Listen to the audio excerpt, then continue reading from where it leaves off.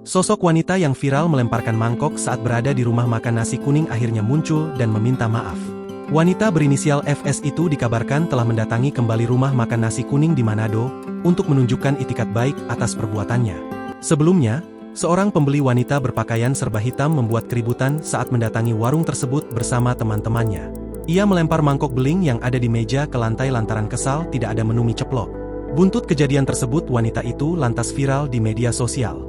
Melalui akun Facebook Nasi Kuning Sederhana, memperlihatkan tampang wanita tersebut dengan satu orang wanita yang melayaninya saat kejadian.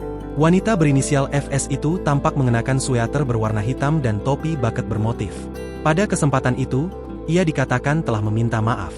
Itikat baik dari pelaku telah datang meminta maaf kepada kami. Semoga kejadian ini dapat diambil hikmahnya, tulis akun tersebut. Keduanya tampak memamerkan senyuman lepas ke arah kamera.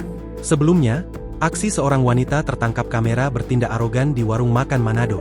Dilansir dari akun Twitter Heraloebs, pada Sabtu, 7 September 2024, pembeli tersebut terlihat masuk ke tempat makan bersama 5 orang temannya. Peristiwa tersebut disebut terjadi pukul 2 waktu Indonesia tengah dini hari. Dia kemudian bertanya mengenai menu mie ceplok kepada pelayan yang sedang berjaga. Namun, pelayan menjawab bahwa rumah makan nasi kuning itu tidak menyediakan mie. Sontak, wanita tersebut naik pitam hingga melempar mangkok beling yang ada di meja ke lantai. Ia kemudian pergi keluar meninggalkan teman-temannya. Sementara 3 pria dan 1 wanita lainnya tampak hanya tertawa melihat aksi wanita itu. Unggahan itu pun viral hingga tak sedikit yang menduga pelanggan wanita itu sedang dalam pengaruh minuman keras. Download Tribun X sekarang, menghadirkan lokal menjadi Indonesia.